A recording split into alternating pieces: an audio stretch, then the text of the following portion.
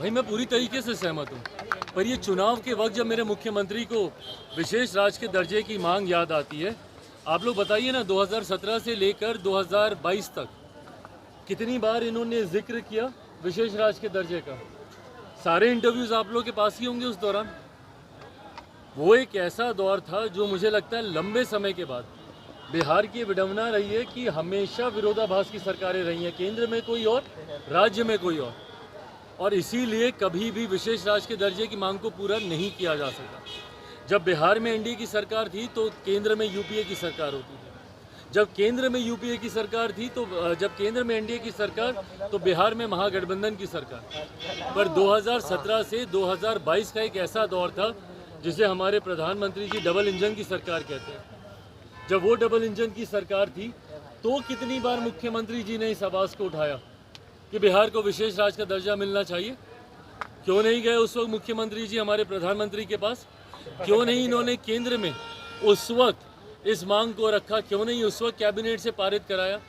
आज जब चुनाव सर पर हैं तो मेरे मुख्यमंत्री को विशेष राज्य के दर्जे की मांग की याद आती है और उसको लेकर ये आंदोलन करेंगे। 19 साल के मुख्यमंत्री आज आंदोलन करेंगे। भैया किसको झुंझुना पकड़ा रहे हैं आप? किसको मूर्ख समझ रहे हैं? बिहार की जनता को मूर्ख समझ रहे हैं क्या? आज 19 साल के बाद आपको याद आ रहा है कि बिहार को विशेष राज्य के दर्जे की मांग की जरूरत है? और इन 19 सालों में आपने क्या किया भैया?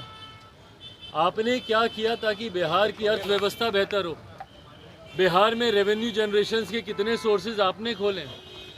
बिहार में प्रति व्यक्ति आय बढ़े, इसके लिए आपने कितना काम किया? भैया हम तो समर्थन करते हैं, पूरी तरीके से समर्थन करते हैं, पर ये आपकी नाकामी को दर्शाता है कि 19 साल के बाद भी मुख्यमंत्री नीतीश कुमार जी को अगर विशेष राज्य के दर्जे की मांग करने की जरूरत पड़ती है तो ये मेरे मुख्यमंत्री की गलत नीतियों को प्रमाणित करें। अच्छी बात है, पर उस भीम संसद में ये भी बताएं कि बिहार में जो दलितों पर अत्याचार हो रहा है, क्या इस संसद में इस बात का जवाब है जनता दल यूनाइटेड के नेताओं के पास? आए दिन जो दलितों की हत्याएं हो रही हैं, चुन चुनकर दलित युवकों को, दलित बच्चियों के साथ बलात्कार हो रहा है, गला रेत कर उनकी हत्या की जा रही है। चौकीदार व्यवसाय से जुड़े हुए दलित समाज के लोग, उनकी हत्याएं की जा रही हैं। तो जब आप दलित संसद करते हैं, भीम संसद जब आप आयोजित कर रहे हैं, क्या इन बातों का जवाब है जनता दल यूनाइटेड के नेताओं के पास?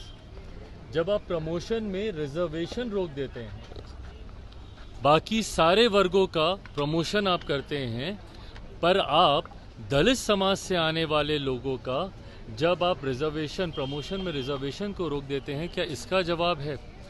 भीम संसद सिर्फ दिखाने के लिए, और हकीकत में पिछले 18-19 साल से जब से मुख्यमंत्री नीतीश कुमार जी की सरकार है, कौन नहीं जानता भैया दलित विरोधी सोच मुख्यमंत्री नीतीश कुमार जी की रही। जिस तरीके की भाषा का इस्तेमाल मुख्यमंत्री जी ने, पूर्व मुख्यमंत्री जो कि पुनः दलित समाज से ही आते हैं, उनके बारे में बिहार की विधानसभा में उन्होंने करने का काम किया, ऐसे में आप संसद करेंगे, ऐसे में आप दिखावा करेंगे कि आप दलित हितैषी हैं, आप दिखावा करेंगे कि अनुसूचित जाति जनजाति वर्ग से आने वाले लोगों की सबसे ज़्यादा चिंता आपको है।